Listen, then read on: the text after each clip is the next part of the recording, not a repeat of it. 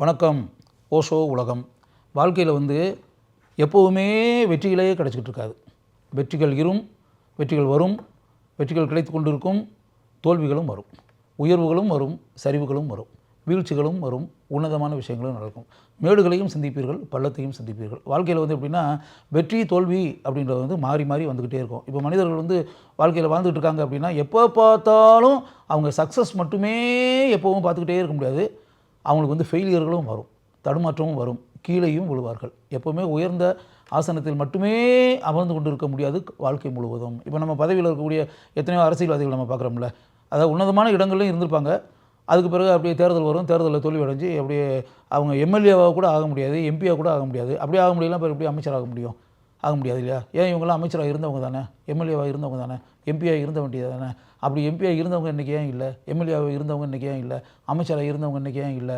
அரசியல்வாதியாக கொடிகட்டி பறந்தவர்கள் ஏன் இன்று இல்லை? அதேமாதிரி சினிமா துறையை எடுத்துக்கிட்டிங்கன்னா மிகப்பெரிய நட்சத்திரமாக ஒளி வீசிய அவர் இன்றைக்கி எங்கே போனார்? அவர் அப்படியே மார்க்கெட்டே இல்லாமல் அவருடைய படங்கள்லாம் ஓடாமல் ஃபெயிலியர் ஆகி போய் அப்படியே கீழே வந்துட்டார். அப்போ ஒரு சாதாரண மனிதராக இருந்த ஒரு ஆள் இன்றைக்கி பல படங்கள், வெற்றி படங்கள் கொடுத்து மிக உயர்ந்த இடத்துக்கு போயிட்டார். இவர் இப்படிப்பட்ட இடத்துக்கு நம்ம வருவார் நம்ம எதிர்பார்த்தோமா?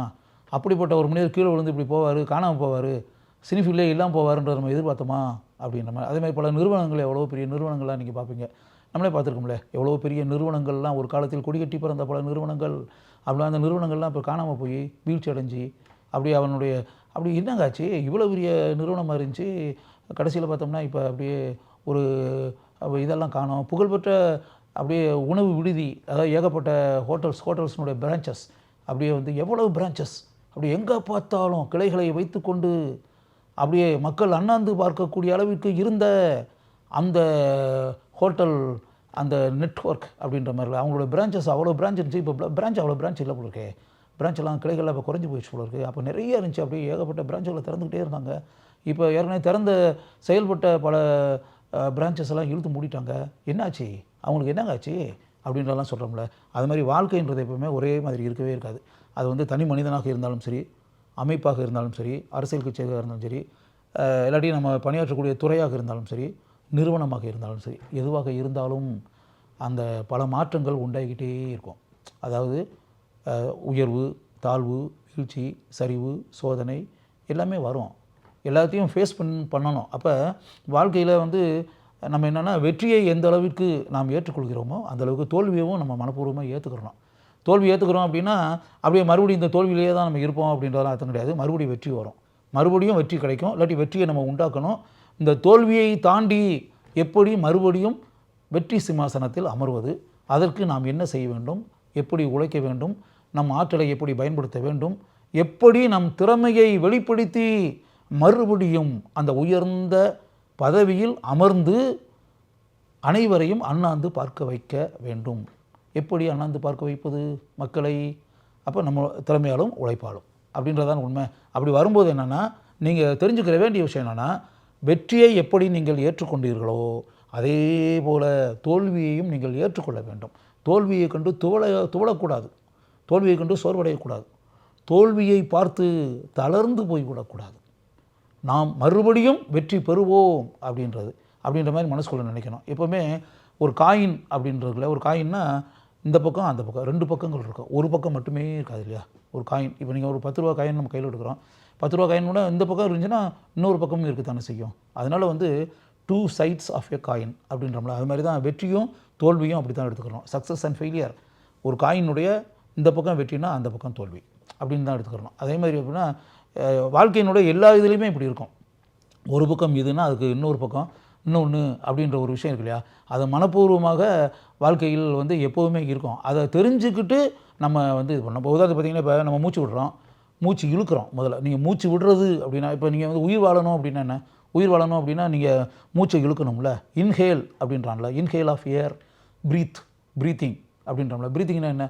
நம்ம காற்றை உள்ளே இழுக்கணும், நாசி துவாரங்கள் வழியாக அப்படி இழுக்கணும். இழுக்கும்போது உள்ளே இருக்கக்கூடிய காற்று நம்ம நாசி துவாரங்கள் வழியாக உள்ளே போகும்.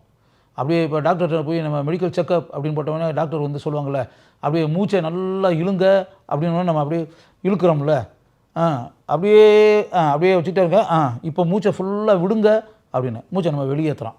அப்படியே உள்ளே இழுங்க வெளியே விடுங்க, உள்ளே இழுங்க வெளியே விடுங்க அப்படின்னு சொல்லும்போது நம்ம மூச்சை இழுக்கிறதும் வெளியே விடுறதும், மூச்சை இழுக்கிறதும் வெளியே விடுறதும், மூச்சை இழுக்கிறதும் வெளியே விடுறதும், இப்படி ப்ராசஸ் இருக்குல்ல, அதான வாழ்க்கை. மூச்சை இழுத்து வரும்போது இன்னும் நான் வந்து மூச்செல்லாம் உள்ளெல்லாம் இழுக்க மாட்டேன், நான் எதுக்குங்க இழுக்கணும் அப்படின்னு, அது என்ன பேச்சு? சரி மூச்சை இழுத்துற, மூச்சை வெளியே விடணும் அப்படின்னா நான் எனக்கு மூச்சை வந்து இழுக்க மட்டும்தான் முடியும், நான் ஏன் வெளியே விடணும், நான் வெளியே விட மாட்டேன் அப்படின்னு. வெளியே விடாமல் என்ன செத்து போயிடுவியா? வெளியே விட்டால் தான் ஏன் நீ உயிரோடு இருக்க முடியும்? மூச்சை இழுக்கிறதுக்கும் உனக்கு மூச்சை இழுத்து காற்று உள்ளே போனால் தான் நீ உயிரோடு இருக்க முடியும், மூச்சை வெளியே விட்டால் தான் நீ உயிரோடு இருக்க முடியும், தெரியுதா? அப்போ ரெண்டுமே வேணும் உனக்கு. மூச்சை இழுக்கிறதும் இன்ஹேலும் வேணும், எக்ஸ்ஹேலும் வேணும். ரெண்டுமே நீ அவாய்ட் பண்ண முடியுமா? வெற்றியும் தோல்வியும் இதே மாதிரி தான் நீ அவாய்ட் பண்ண முடியாது. எப்படி இன்ஹேலிங் ஆஃப் ஏர், அதாவது காற்றை உள்ளே இழுத்து சுவாசிப்பது அப்படின்றதுல, அதை எப்படி உன்னால் அவாய்ட் பண்ண முடியாதோ, காற்றை சுவாசித்த காற்றை வெளியே விடுவது எக்ஸ்ஹேலிங் அப்படின்றத உன்னால் எப்படி அவாய்ட் பண்ண முடியாதோ, அதே மாதிரி தான் வெற்றியும் தோல்வியும். வெற்றி தோல்வி ரெண்டுமே ஒரு காயினுடைய இந்த பக்கம் அந்த பக்கம். இப்போ இன்ஹேல் எக்ஸ்ஹேல் மாதிரி தான், அதை காற்றை இழுப்பதும் காற்றை வெளியே விடுவதும், அது மாதிரி தான் வெற்றி தோல்வி, தெரியுதா? அது வந்து எப்படின்னா ஒன்று பிரிக்க முடியாது, இன்செப்பரபிள் அப்படின்றான்ல, பிரிக்க முடியாது ஒன்று, அது ரெண்டு சேர்ந்தே தான் இருக்குது. அதனால் ஒன்று பிரிக்க முடியாது. எனக்கு இதுதான் வேண்டும், அது வேண்டாம், அதுதான் வேணும், இது வேண்டாம் அப்படிலாம் சொல்லக்கூடாது. ரெண்டுமே இருந்தால் தான், ரெண்டும் கலந்தது தான் வாழ்க்கை. அதனால் வாழ்க்கையில் வந்து எதையுமே நீ தீர்மானிக்க முடியாது. அதனால் தோல்வின்றது ஒன்று இருக்குது அப்படின்றனால அப்படியே இனிமேல் நம்ம வாழ்க்கை ஃபுல்லாகவே தோல்வி தான். இனிமேல் எந்த காலத்தில் நம்ம வெற்றி பெற போகிறோம், எந்த காலத்தில் நம்ம உயர்வை பார்க்க போகிறோம், இனிமேல் நமக்கு அந்த காலம் வருமா? எப்படிப்பட்ட உன்னதமான இடத்தில் நாம் இருந்தோம், அது கையை விட்டு போயிடுச்சு, இனிமேல் மறுபடியும் நமக்கு எப்படிங்க வரப்போகுது, இனிமேல் என்ன நம்ம மறுபடியும் அப்படிப்பட்ட ஒரு பொற்காலம் என் வாழ்க்கையில் இனிமேல் என்னங்க வரும், எப்படி வரும், வரதுக்கு வாய்ப்பு இல்லைங்க அப்படின்னு. அது நீங்களே அப்படிலாம் மனசுக்குள்ளே நினச்சிக்கிட்டு நீங்களே நெகட்டிவாக அப்படியே வந்து எதிர்மறை கருத்துக்களை மனதிற்குள் உருவாக்கி கொண்டு உங்கள் மனசையே எதிர்மறை குணம் கொண்ட மனமாக மாற்றிக்கொண்டு அப்படின்னா தட் இஸ் யுவர் மிஸ்டேக். அப்படிலாம் ஒன்றும் கிடையாது. மறுபடி எப்படி காற்று உள்ளே நுழைந்து உள்ளே இழுத்து மறுபடியும் நீங்கள் வெளியே விடுகிறீர்களோ, அதே போல் வெற்றியும் தோல்வியும் மாறி மாறி வந்து கொண்டே இருக்கும். அதனால் நீங்கள் காற்றை உள்ளே இழுக்கிறீங்க, காற்றை வெளியே விடுறீங்க. அதேமாதிரி இப்போ வந்து தோல்வி அப்படின்றச்சுன்னா அதுக்கு அடுத்து வெற்றி வரும்.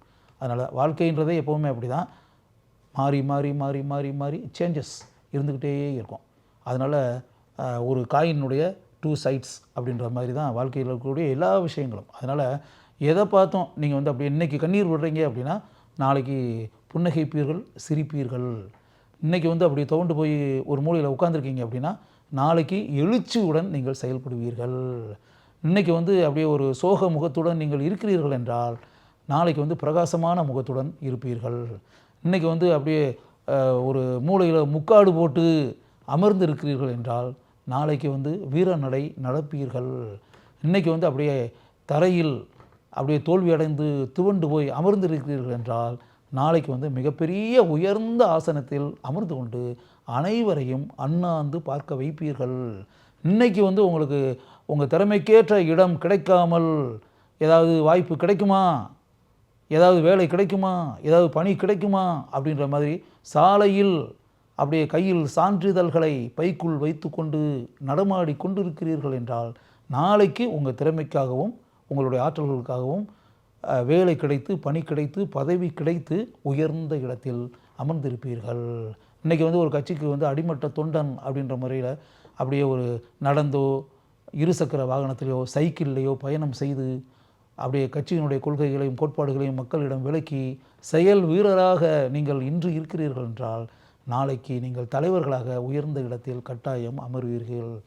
கட்டாயம் அமர்ந்து மிகப்பெரிய காரியங்களை மக்களுக்கு செய்வீர்கள் அப்படின்றது தான். அதனால் இந்த வாழ்க்கையில் இருக்கக்கூடிய இந்த விஷயங்களை எல்லாம் நல்லா புரிஞ்சுக்கிட்டு வெற்றின்றது எப்போவும் நிரந்தரம் அல்ல, தோல்வின்றது எப்போவும் நிரந்தரம் அல்ல, வளர்ச்சின்றது எப்போவும் நிரந்தரம் அல்ல, வீழ்ச்சின்றது எப்போவும் நிரந்தரம் அல்ல, சரிவு அப்படின்றது நிரந்தரம் அல்ல, அதே மாதிரி வந்து தரையில் துவண்டு கிடப்பது என்பது நிரந்தரம் அல்ல. இது எல்லாமே மாற்றங்கள் உண்டு.